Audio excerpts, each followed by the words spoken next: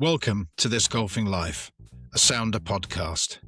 My name is Dan Davis, and each week I talk to a different guest about golf, life, and the relationship between the two. This week's guest has been a child prodigy, an England international, a Curtis Cup player, a tour pro. And she just ran over and she was like, oh my God, there's a girl holding a golf club. Like, this is it.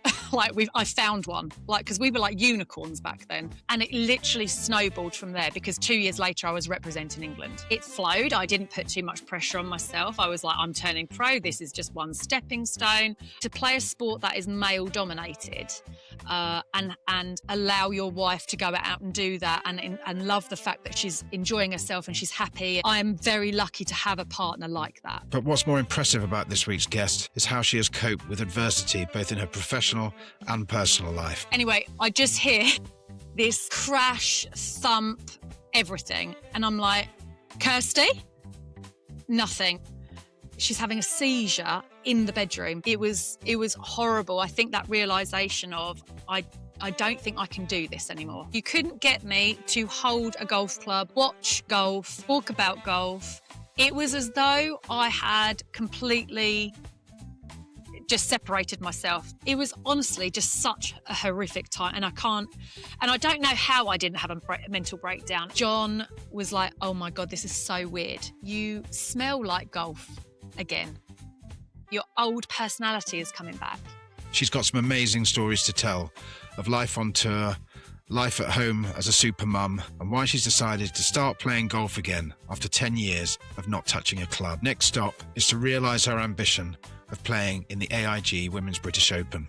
So welcome to This Golfing Life, Mrs. Danielle Thwaites. We met relatively recently, didn't we, at the Sunningdale Foursomes. In 2006, 20 years ago, when you won the Sunningdale Foursomes with Rhys Evans, who was Danielle Masters? Do you know what? She had the world at her feet, didn't she? I think really. There was no social media pressure at all. I was turning up. I didn't really suffer with nerves. I was super confident, always known as a bit of a joker, very, very lighthearted. I don't take myself too seriously. And she definitely did not take herself too seriously. I just loved life. Everything you could throw at me, I loved it. I loved the travel. I loved the hardship. I loved the carrying your bag and hurting your back at 3 o'clock in the morning, getting to your hotel room, ready to go and play golf early in the morning. There really was not a lot that I didn't like about my life at that point in time. I've been very lucky. I've been with my husband since I was 16. So he has known the insecure, the ultra confident, the down in the dumps, the Debbie Downers. He's known the whole shebang and he's still stuck around, so that's okay. Yeah, I would say she was pretty much life and soul. Like I was a bit of an animal at times, and I'm so glad there was no cameras and mobile phone videos at that time. John is your husband. Yes, he is. And you guys met when you were 16. Oh, this is a really silly. We met on a blind date. Okay. At a curry house at 16. So I was 16, John had just turned 17. And honestly, I mean, my parents, what they must have thought, he turned up in this white AX, big bore exhaust, music pumping. And they were like, oh my gosh, I'm letting my daughter into that boy's car. So anyway, I got in the car, went to this blind date. He burnt his hand on one of the hot plates because they'd never had a curry. And when I walked through the door, my mum went to me, how was it? And I literally went, well, it wouldn't bother me if I never saw him again. And that was it. I was your classic tomboy. I wore my brother's clothes up until the age of about 13. I loved anything rough and tumble.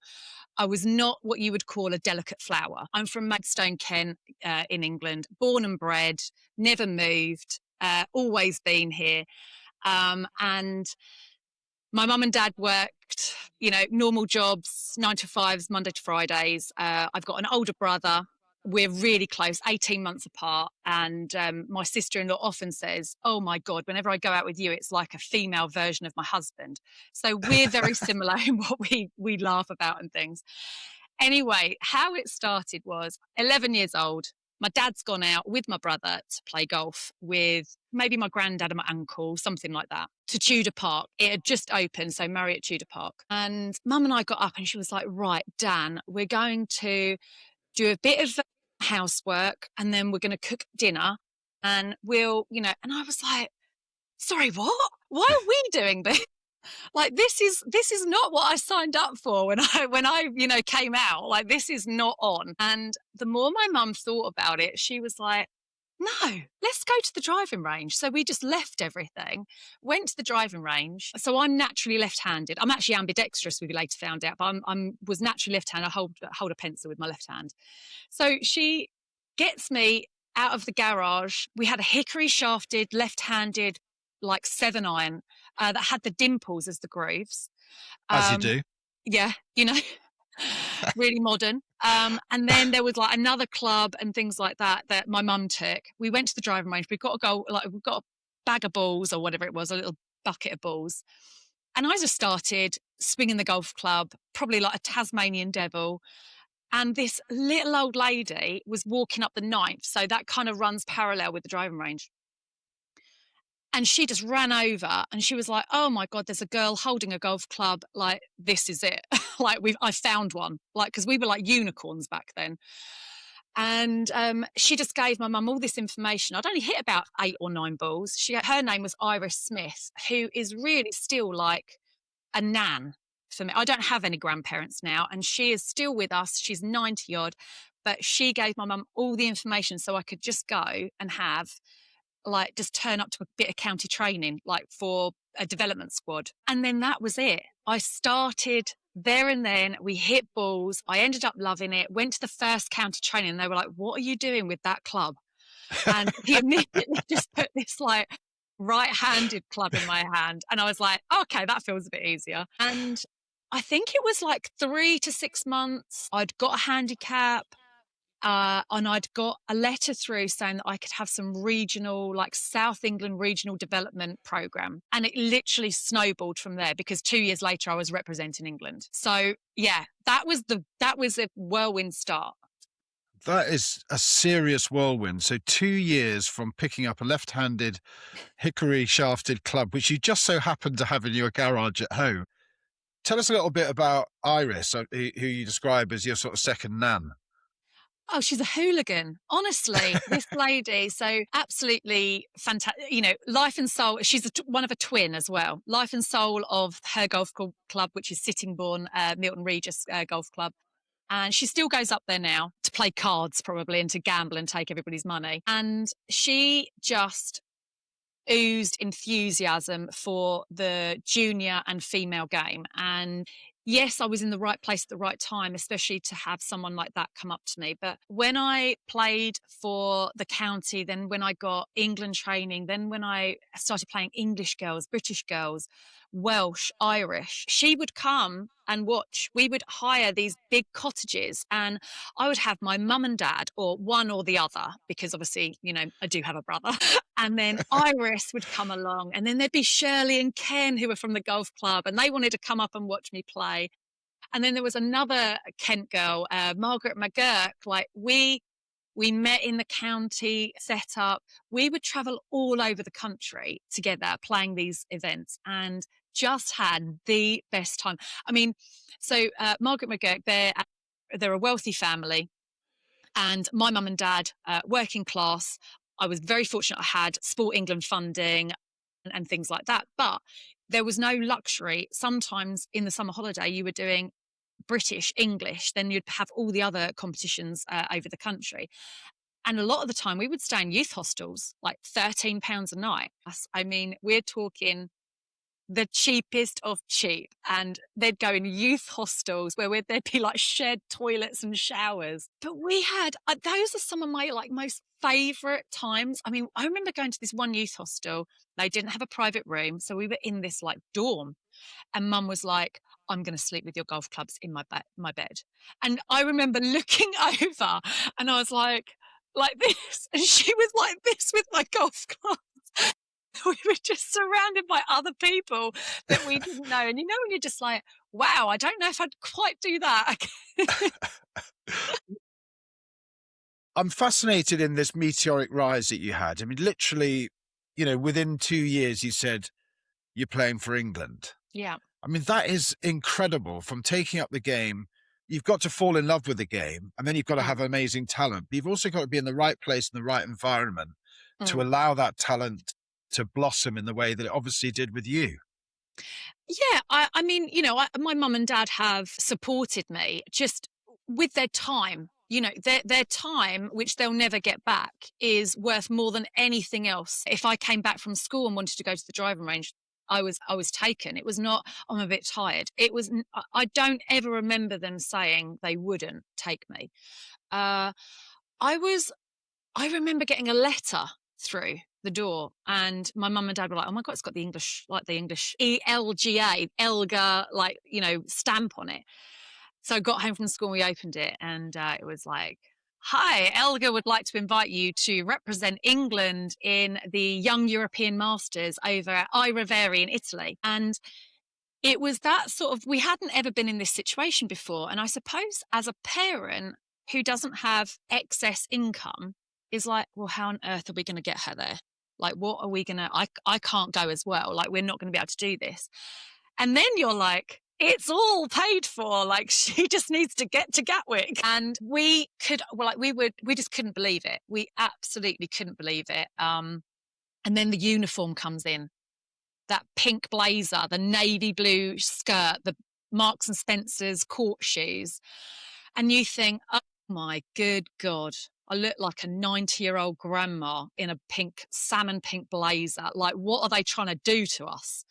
Like, I mean, it was, but man, I would love to don that pink blazer now. Like, it's one of those things, you're 13, you're like, this is disgusting. And I remember my mum and dad taking me to the airport. Obviously, I'm having to dress in my blazer. I've got my white top on, navy blue skirt, and Zane Scotland and David Porter are there looking as handsome and fly as ever in their suits. And my dad looks over to mum and he went, well, she's not going away with those two. I mean, David Porter had like a full-on beard, I think. Like, Zane was already like, nearly 6 foot and just gorgeous. And I'm there rocking up in a granny outfit. I mean, he was like, thank God you look like that, and not only that, I'd had a chocolate milkshake and I had my chocolate milkshake all down my white top.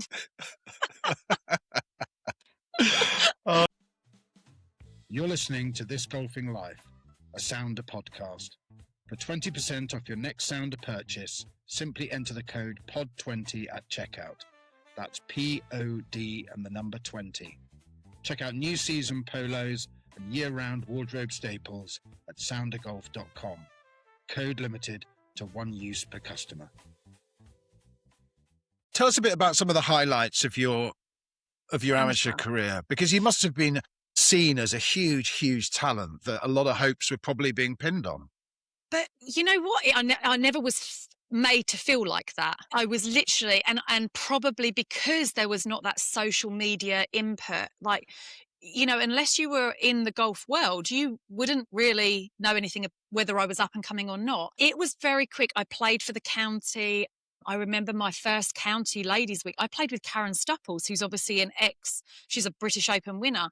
I mean, that was a huge, experience for me of seeing someone that was just about to turn pro. And I got to play my first ladies county week with her. I remember winning in the county championship, like the stroke play side. And I'd shot like 11 under round at Prince's for the qualifying. Wow.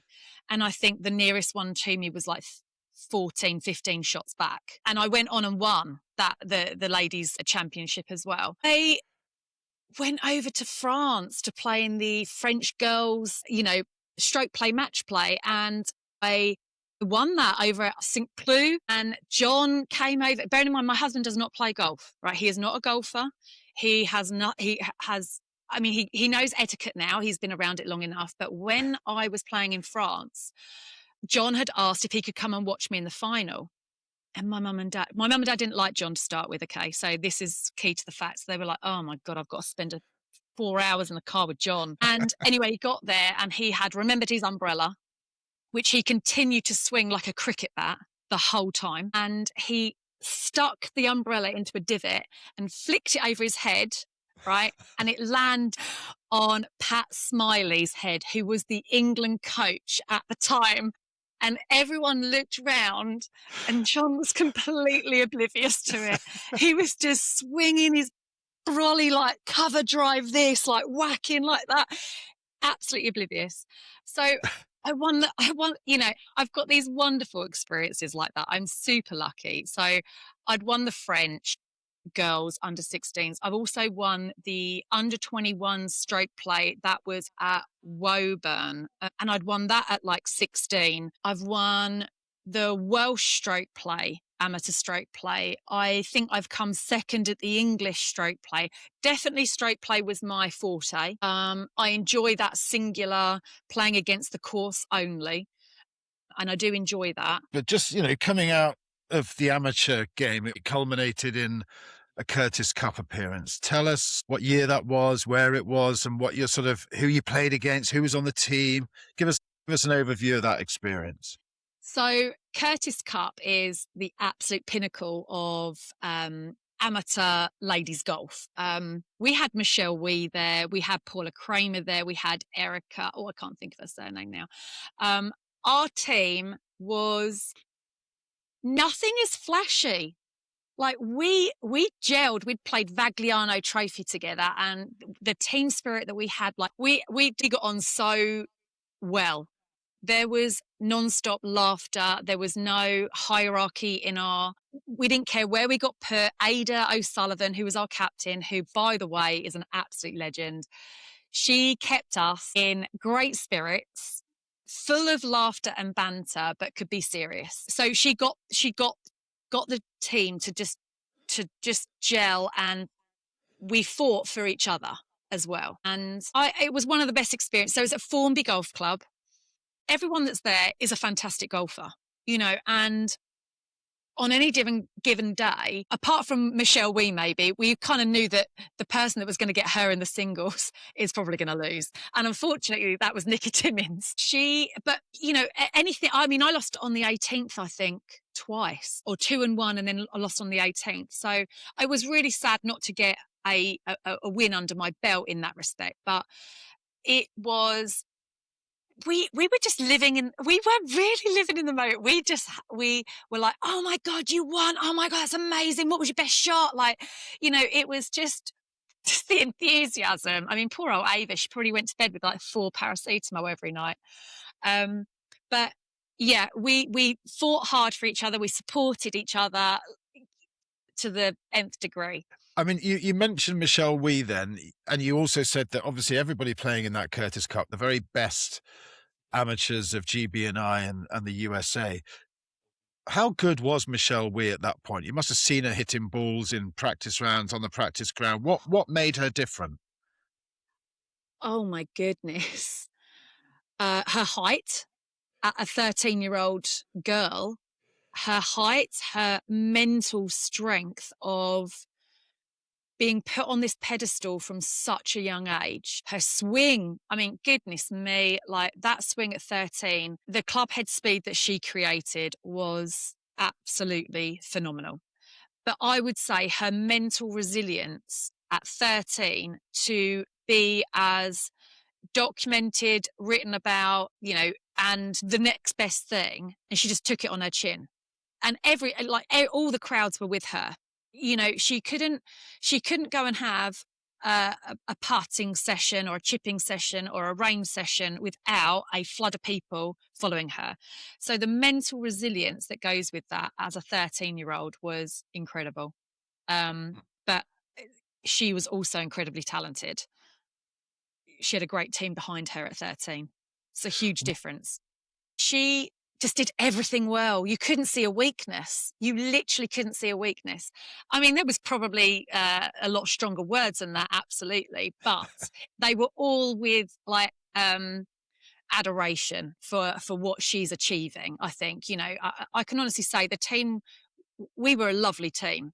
We were such a nice team. There was no... Oh God, we just all wanted each other to do well. And you can appreciate someone else that you are playing against, you can appreciate just the dedication that would have gone into her youth to get that good at 13. Tell us about your goals coming out of that Curtis Cup, and how you went about achieving them, and how your life changed, I suppose, from being an amateur sleeping in youth hostels and caravan parks to what happened next. Oh, well, I then became a professional sleeping in caravans and youth hostels. No joke. No, no. um, I went to tour school and again had that mindset. Just it flowed. I didn't put too much pressure on myself. I was like, I'm turning pro. This is just one stepping stone. I think I came fourth, and that was the end of it. I had turned pro. I was able to get some really nice sponsors early out the doors. That was my club sponsor, which was Chart Hills. Ping obviously have supported me for years and years. And I suppose we were taught very early on that you manage credit cards. So you manage credit cards and you go, I'm going to spend the first half of my year on this credit card, which was a Morgan Stanley, by the way. And then as your year progresses and you go out and play, you clear that as you earn money. But you also need to then sort of overlap these because you need to pay for the latter half of the year. And you just hope at the end of the year that your credit cards are cleared and you can start again the next following year. Or like I did, because I had a very, very nice sponsor, we kind of worked out how much I'd need each like week on tour, and he sponsored me with that. And then what I earned on tour was what I had as, just mine. So he was Marcus Study, which is a big insurance broker. They're still around. And I got on really well with Kevin, and actually he supported me for a number of years, and I'm ever so grateful for that. But it's not glamorous. If you are not, I mean, back then, if you weren't top 5, you were struggling to make like evens. So what year did you first go out on tour, Danielle? 2004 was the so it was 2005. And I played, I had my tour card since I think it was then 2010 I stopped. So it was like 6 years on tour. I went out there, I competed at a professional level, at a sport, at something that I love, and I did it. There's not many people that can do that. Yes, I didn't have a win. Yes, I didn't have it glowing like probably my best friend Becky Burriton and Trish Johnson, who I travelled with. And I think that's taken me a long time to realise and actually feel proud of what I'd achieved, even though it wasn't on their sort of like levels. You're listening to This Golfing Life, a Sounder podcast. You can find out more about Sounder at soundergolf.com. Because, I mean, man, like you have got to be mentally unstable to want to do that as a job, right? I mean, that is like, you are like this constantly. The ebbs and flows of your mental health are in a fine balance. I mean, John sounds like a legend, to be honest with you. It would almost be great for you to ask some of my friends what they think about John. He is Marmite. Absolutely. Right. He is straight talking, does not pander to emotions or your feelings whatsoever. If you have asked him a question, he will tell you direct. It has taken my family a long time to love that. But you ask any of John's friends, he is the one that they will ring if they need to ask him something or advice, or because it's zero filter. Or if you want someone to research something, he's your guy. Yeah, he's my biggest supporter. He puts me on a pedestal. He treats me very, very well. Has, to play a sport that is male dominated, and allow your wife to go out and do that and love the fact that she's going out there and she's enjoying herself and she's happy. And I'm very lucky to have a partner like that because it's very rare to find. What was your best year finance-wise? How much did you reckon you cleared after all your expenses? So my very best year, I want to say, was something like 84 or 86,000 euros. After all of it, I think really you're clearing 30. maybe 35, and that's back then.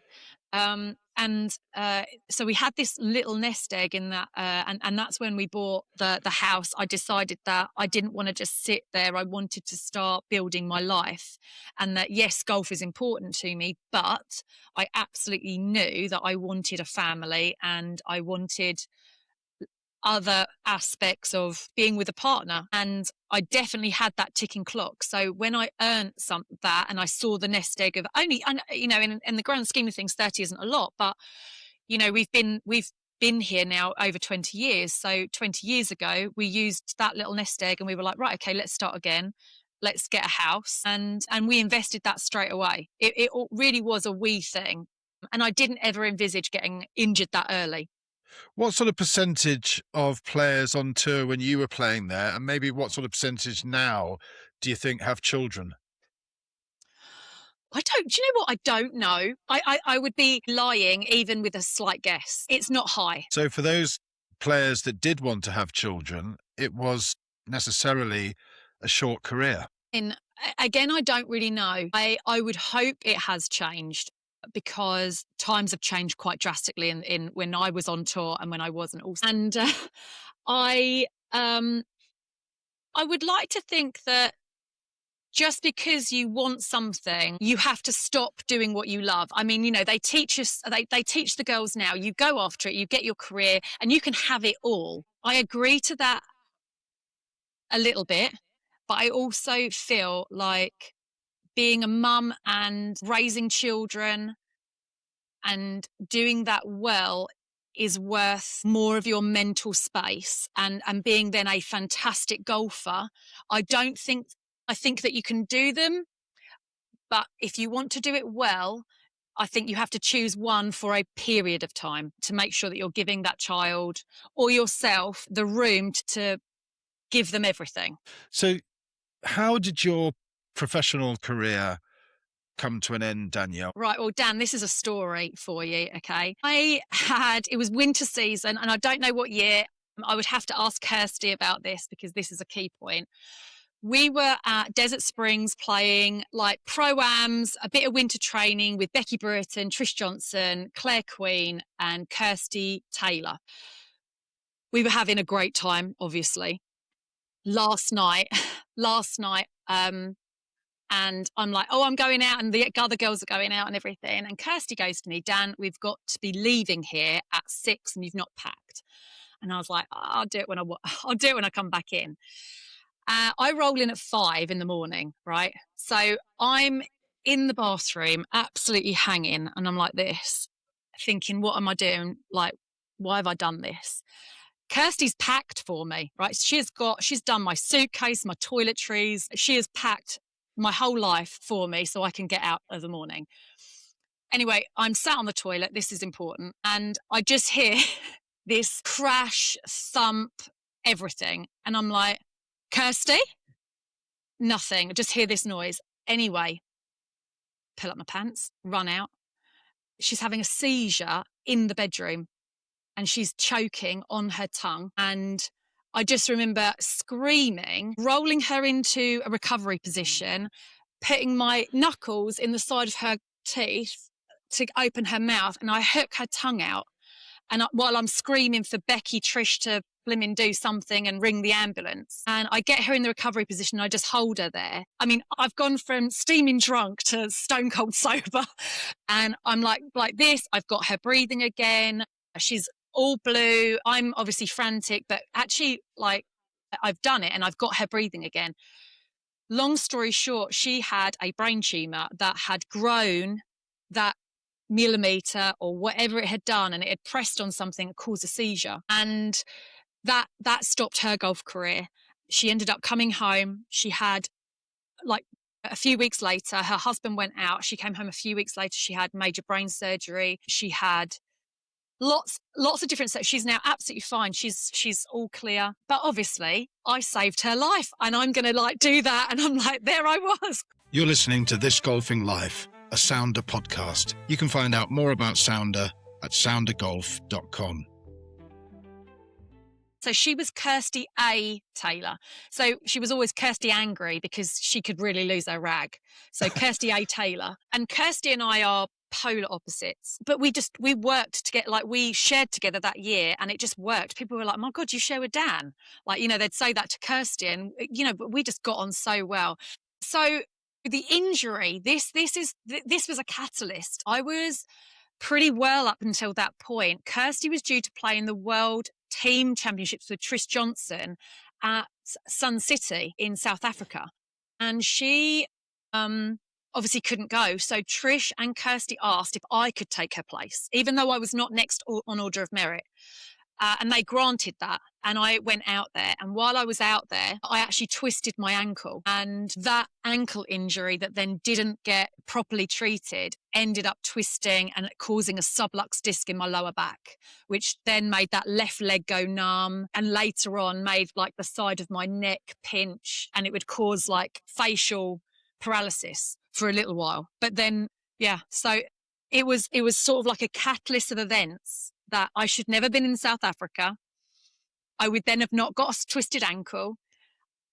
I would have not got a sublux disc. You know, these are all hinds, you know, obviously, but it was a catalyst of events that just, it was just the way it is.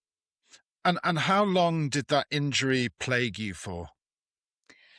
I had 18 months off, Wow. pretty much doing strength and conditioning, like stabilizing exercises, manipulation, I did not want to go down the surgery route. I really, really didn't. And so I did everything I could. And in return, when I came back from injury, I really wasn't the same golfer. I was very guarded. I did have a slight weakness.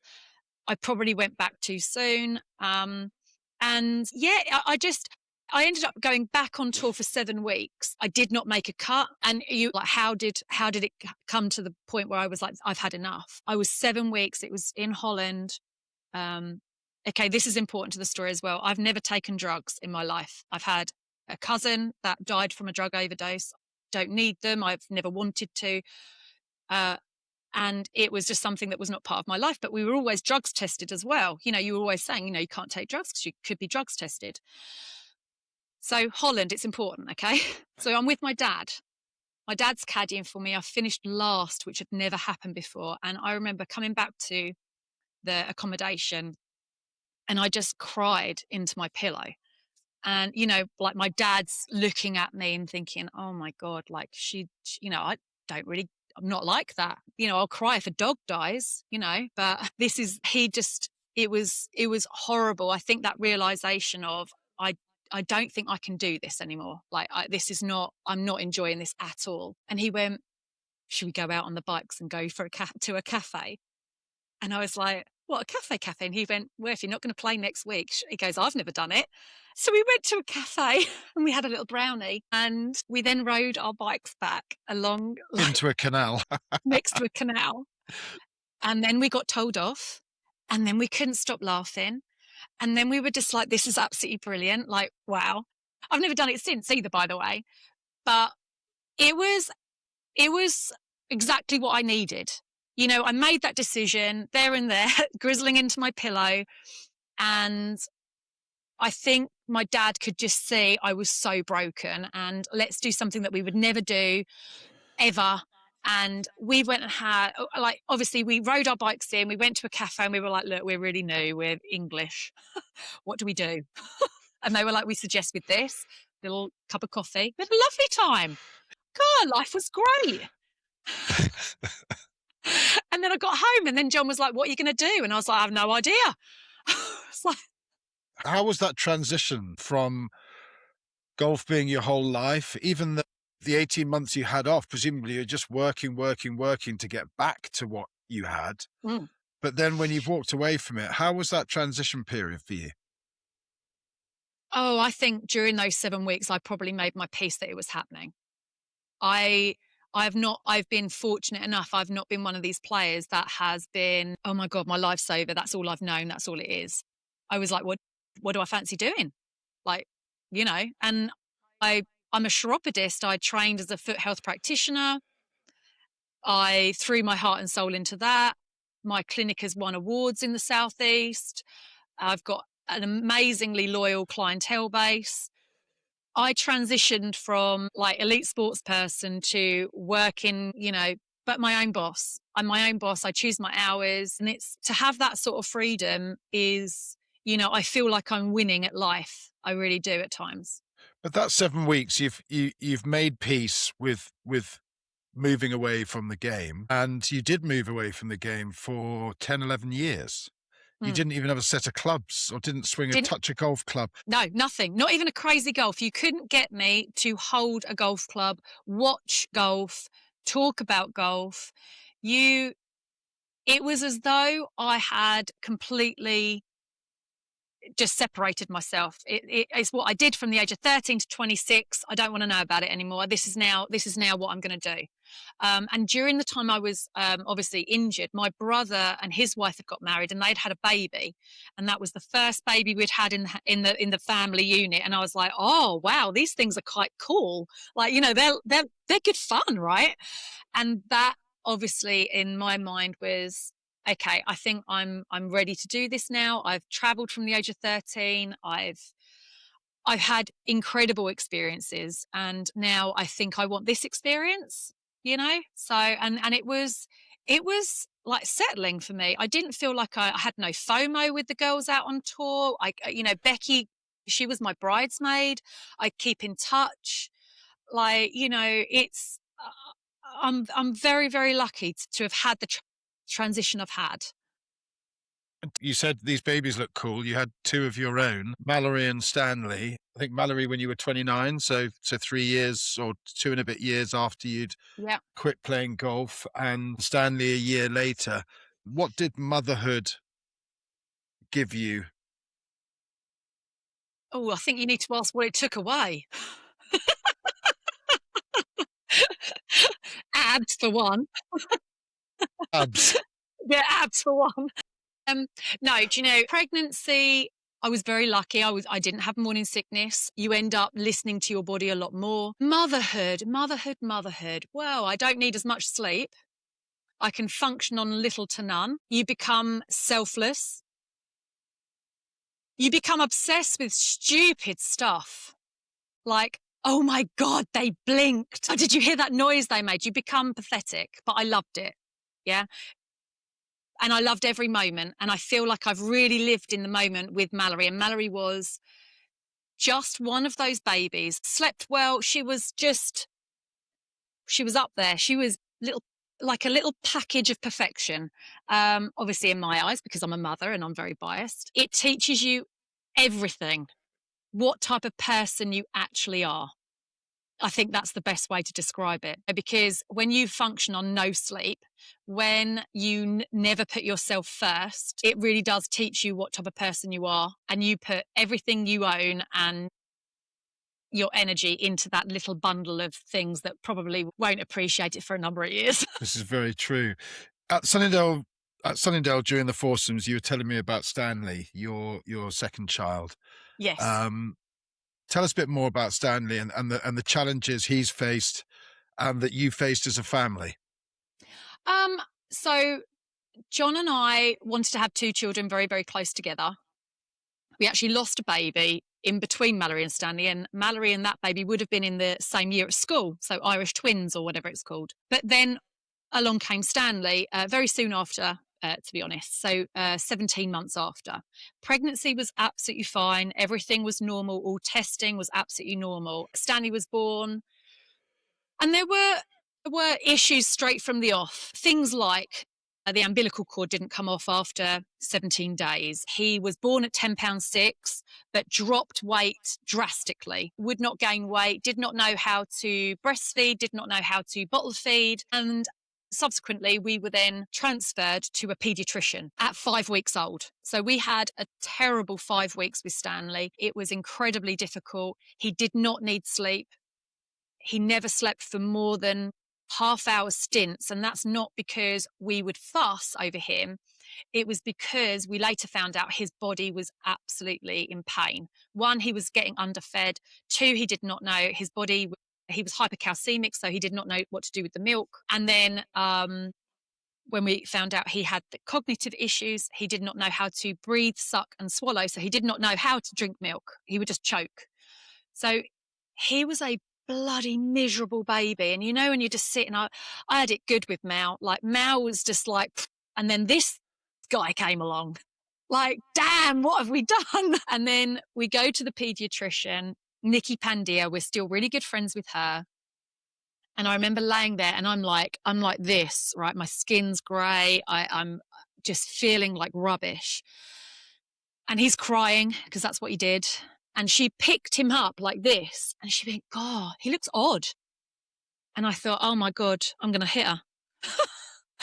My mum was like, oh my God, Dan, calm down. It's okay. And she went, yeah, he looks odd to me. Does he look odd? And I was like, well, he looks like a baby. Babies look odd.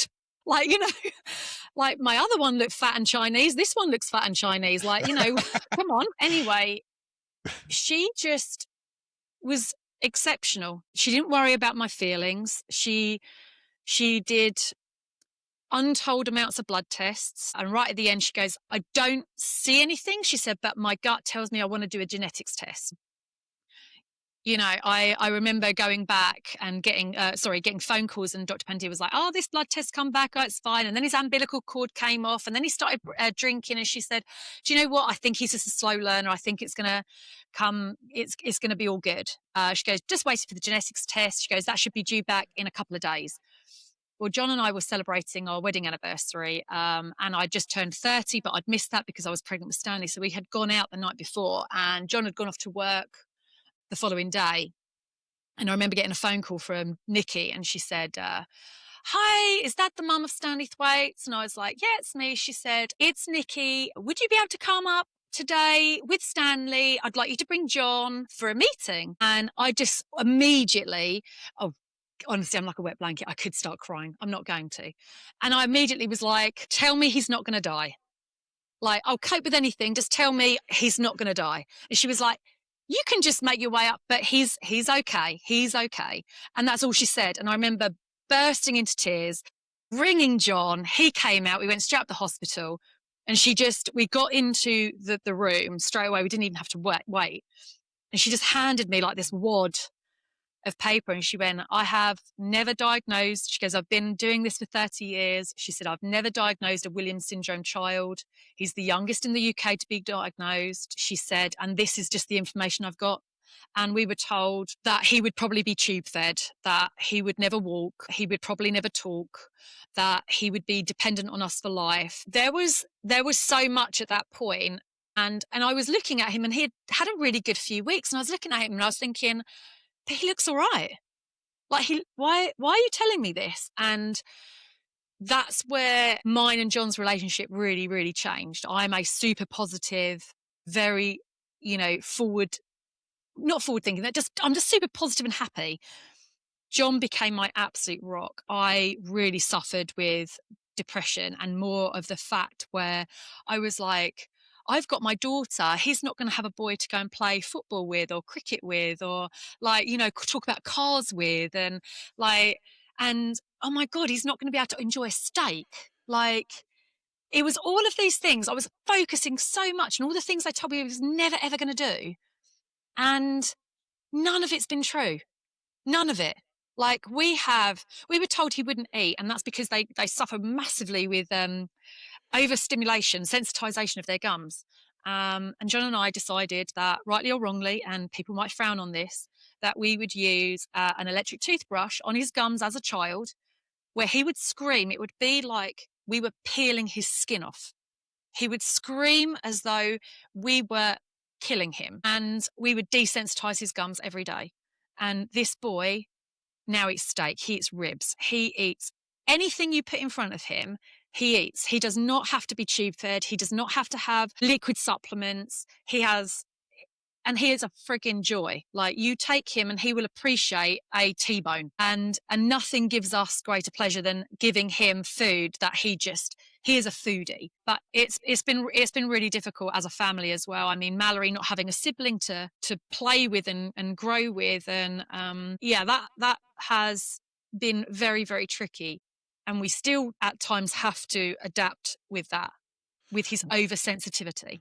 What is Williams syndrome? Because it's obviously incredibly rare, but So it's 1 in 22,000. It's a freak deletion at conception. So John and I, we don't have it in the family. It's a freak deletion at conception. And he does not have the elastin gene.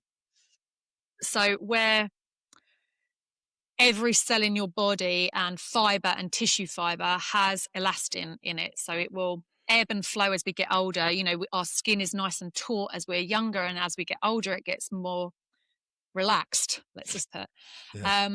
Stanley, so his skin is young, but he looks incredibly cute, but they have certain facial features. It's called the elfin syndrome, the cherub syndrome, the cocktail party syndrome. Overly sociable. They love people, absolutely love and thrive in party situations. I mean, there's obviously degrees of this, but generally they love people and they're very optimistic. He doesn't really access the world as we do. You know, we would see a dangerous situation and go, I think I might just hang back here. This looks like it's kicking off. He's like, oh my God, that looks like fun. Like there's a lot of people there and a lot of whoa going on. I'm in there. Someone, let's say, talking nastily with you, but if they're talking nasty, like a passive aggressive, and they're not got a big sad face, he will not know why are they saying those words, but they've not got like a sad face. Or like sometimes I can be watching something and I am a bit of a wet lettuce. I do grizzle a little bit of TV programs and he'd be like, oh my God, what's upset you? And I'm like, oh no, this is sad on that. Or if something's happy, like something's made me happy with joy, he's like, oh no, why are you so sad? And he gets so upset. He doesn't do heightened emotions like drastically sad, overly happy, really, really loud and angry, or sobbing. You know, those sort of drastic reactions send him spiraling. Like he just cannot function. And he'll be upset for a number of sort of hours. That must have been incredibly difficult for you when you were, suffering with depression and your mental health, with all the pressures that you were facing with a young daughter who was, very close in age to Stanley. How did you change and how did you cope? How did you learn to cope with that? Honestly, John and my family and John's mum and dad, Dave and Linda, so Glenn and Rob, my mum and dad, my brother and Julia. I mean, we are a really close-knit family. Like if I'd had a particularly bad night, I mean, there were routines where John would come in from work at 5 and I would go to bed. And then and John would try and just do something with Stanley. And then at 11 o'clock, my alarm would go off. I'd have a shower, I'd have a coffee, and I would wake up. And I would then stay awake because he'd be awake all night. And I would have to come down. I would have to come downstairs and I'd have to play. And then Mallory would wake up and then I'd have to be on form for her. And then John would go to work. And just sometimes I remember ringing my mum and Stanley was screaming in the background. And I said to Mum, I don't think I can do this. Like, I don't. And she was like, go and put him in his room, shut the door. No child has ever died from crying. Make sure he can't hurt himself. Go and put him in his room, let him cry, make yourself a drink and sit and just listen to some music and just give yourself 10 minutes and I'll be round. And I just felt, I mean, he was 15 months old when he went in for open heart surgery as well. So it was an absolute roller coaster. Every 4 weeks, every 2 weeks, he had to be stuck with needles for blood tests, which we had to pin him down with 4 to 6 nurses. The poor boy was black and blue on his ankles, on his wrists, on the side of his legs, on the side of his thumb. And everyone looks at your baby and he's covered black and blue.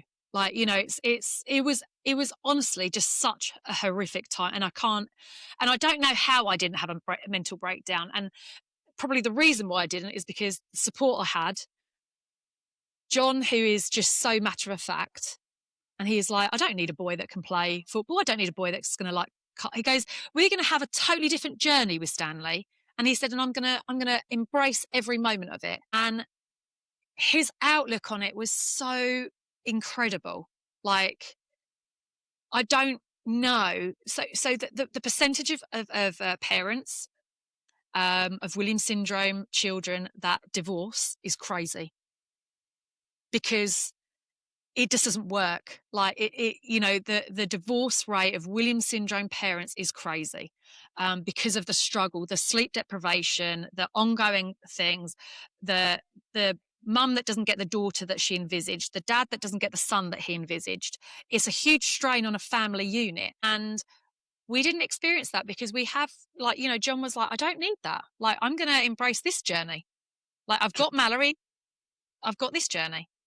John sounds like a truly remarkable guy, and you must have had an enormous amount of resilience to come through that, because I mean, even when you're describing your baby being covered in bruises because of what's been done to Stanley, and Yeah. people looking at your baby, like how you feel, but also the fact that you've got to regulate your responses all the time because Yeah. of Stanley's condition. When Mm. when did the sort of clouds start to part and life start to get a bit easier? Because Stanley's now 12, isn't he? Oh, he is. Oh my good Lord. Like, I can honestly say, I mean, it really did. I would say from, yeah, I would say 40. There was a point where I thought, he's a little bit easier now. I mean, he still needs help washing. He still needs help toileting. He still needs help to try and regulate himself and things like that. But he is a lot more capable of things now. And he has a sister that supports him and teaches him sarcasm and banter and real life things as well. And that's very important, even though I find it incredibly annoying at times. But it's very important that he has that normality as well. It was probably 3 years ago, and I thought I can do something now for myself, that I can, get a bit of time back to myself, and that's Did, really did, what it was. did you ever, I mean, with so much going on in your life and so little sleep and all the sort of rhythms of normal life being completely upended, did you ever think about golf during that period, or were you just literally clinging on and just sort of like trying to get through each day? I was waking up and trying not to put on another stone. Like, it was just, I, you just get on. You just get on. No, golf did not enter. I never watched it. I never spoke about it. Yeah, it was not part of who I was anymore, and that's really sad. I feel sad that I because I had such a long period where I didn't speak about it. I've forgotten a lot of the things that I've done and actually achieved, and golf courses that I've played at, and that's really sad because I've done and been to so many places and I can't remember a lot of the places. I think because it just wasn't who I was anymore, and I had so much that I was concentrating on. You're listening to This Golfing Life, a Sounder podcast. You can find out more about Sounder at soundergolf.com. John was like, oh my God, this is so weird. He goes, you smell like golf again. He said, like the earth and the clean air, and I mean, this sounds weird, the dirt from like a divot, or like, you know what I mean? You smell of the fresh air. He said, and I didn't know it had gone, but your old personality is coming back. He said the fun loving, probably a little bit crass, a little bit rude. I've definitely got a bit of a sailor's mouth on me. But, the old personality comes back that I did not realize I'd lost. I'd become a mum and a business owner, and I was serious, and I was signing forms, and I was doing doctor's appointments, and I was talking to schools, and I was doing parents' evening and everything. And actually, you lose yourself a little bit, I think, as a female, and I'm sure lots of men do as well. And I'm not taking that away because I know a lot of men step up and do that. But there's a lot of mental stuff that goes in with organised. I mean, the correspondence between school and a child now is crazy, and it's time consuming. But definitely stepping back into the golf world, I do feel like I've got my old personality back a bit and that zest for life. Well, that's amazing. So what was that moment where you just thought, hold on a second, quite fancy playing golf again? At 40, um, I think that, and if I didn't do it, then when would I get back to doing it? Because I do love the sport and I love the people that I've met in it. But funny enough, so I had no golf clubs, as we'd mentioned before. I had nothing. I had no golf clothes, no shoes, no nothing. And Ping had supported me, Jeff Waddington in particular, since I was 16. And I emailed him So I thought, I've got to have his email somewhere, surely. So I saw it. And so I wrote, what was it? Something like, in the subject, I hope you're not dead. That was it. And then the first was going, hey, Jeff, blast from the past. Really hope this email finds you alive. If not, oh my God. Well, if not, he's not going to read it, in fairness. Right. I think So that's it a brilliant continues. subject line. Hope you're not dead. That's always Right. guaranteed to get somebody to open the email. Genius. Yeah. Right. So I was like, it's got to be catchy. It's got to be catchy. It's It's got to very spark. catchy.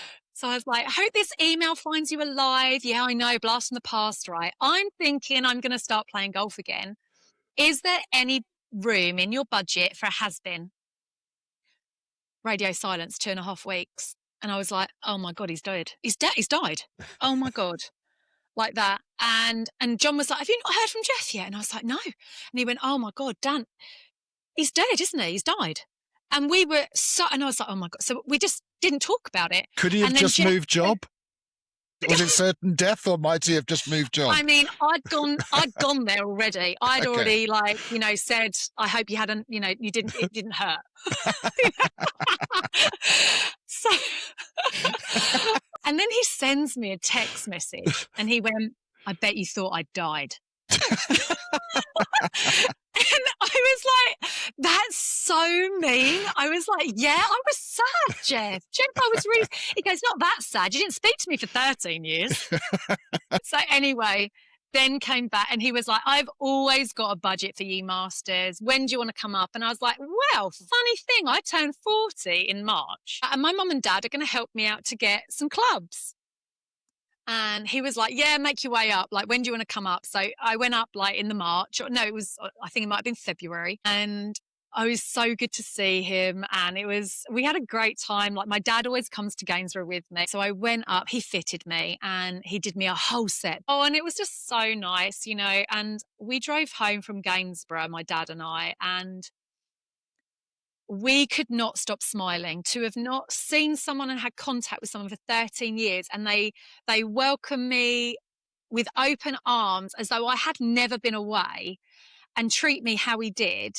I just couldn't believe that had just happened. I felt so lucky. You realise that you have this family in golf. It's like friendship, isn't it? You know, your best friends are those that you don't necessarily see for 6, Yeah. 8 months, might be a year, but then you fall straight back into it. I always think that's the sign of friendship. So Yeah.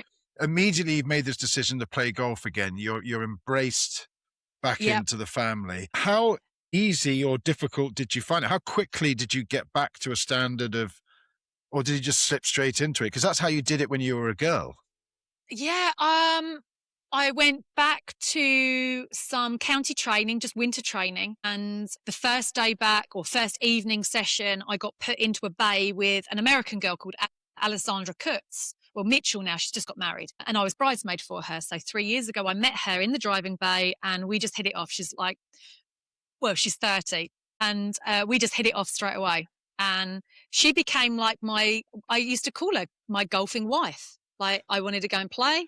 I'd be like, Ali. She'd go, yeah. And then we'd go and play. And did I slip straight back into it? Yes, I did. I never practiced. I went out and played. I put cards in and I got a handicap of 1. I still play of 1 because this is the first year I've decided that I'm actually going to really try. So from October last year, I was like, no, I really want to play in the AIG British. I want to try and achieve something. And what handicap do you think you need to get to really have a genuine chance to complete this odyssey and make it to the AIG Women's British Open? Because you didn't play in it as a when you were on tour, did you? No. I never achieved. I never achieved it. I missed it by 1 a couple of times, and then final cue, and then 4 times a couple. You know, it just never happened for me. So that was always really sad. I'm still probably in the professional mindset of a handicap doesn't mean anything. If the handicap I hold allows me to get into an event, then it doesn't matter. Because I'm going to be, I need to be shooting under par anyway. What handicap do you think you were when you were playing your best amateur golf, when you played for the Curtis Cup? Well, I played off +4. So, but that's +4 of back then when +4 meant what it was supposed to be, a +4. Now I don't read too much into it, and I definitely don't busy myself with thinking about the world handicap system. All I know is that +4s and +6s and +7s aren't what a +7 would have meant back in the day. Yeah. So I have a handicap, and I concentrate on a handicap that will get me into the events I need to get into.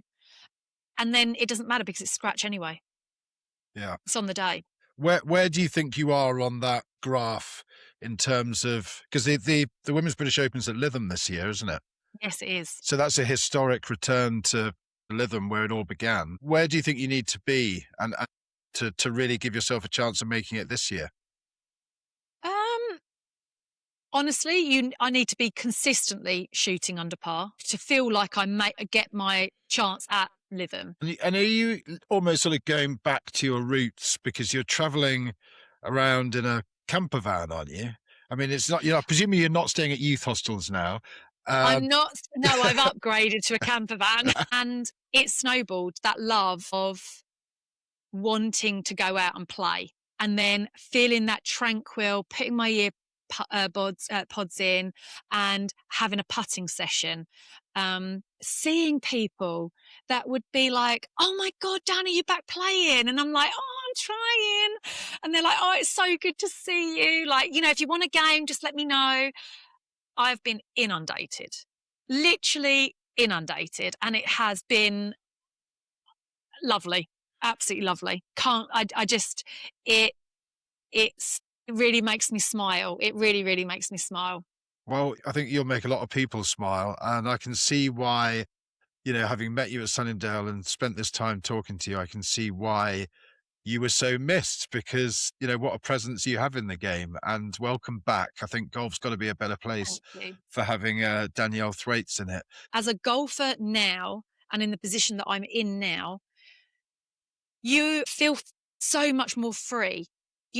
I have a good job. Whether I play well this weekend or not, my mortgage will still be paid. My kids will still be going to school on the Monday. I will still be going home and doing everyone's washing and ironing. It's like life is happening. Yeah. And I'm right in the midst of it. And this is just something that I'm doing for enjoyment, but I want it. But in the grand scheme of things, I don't need it. I don't need it to pay for things, or I don't need it for things. I'm doing this for enjoyment. I can be risky. I can take that risk because actually, if it pays off, I'm winning it. If it doesn't, I've had a bloody good time. Danielle, thank you so much. It was brilliant talking to you. I am completely all in on your bid to get to the Women's British Open, and we'll try and hustle Danielle's army together should it happen. Oh, thank you so much for having me on. It's been an absolute privilege. Thank you for listening to This Golfing Life, a Sounder podcast. You can find out more about Sounder at soundergolf.com. If you want to follow me and find out more about RNGC, Britain's premier backyard golf course, you can find me on Instagram at RNGC2021. Thanks for listening.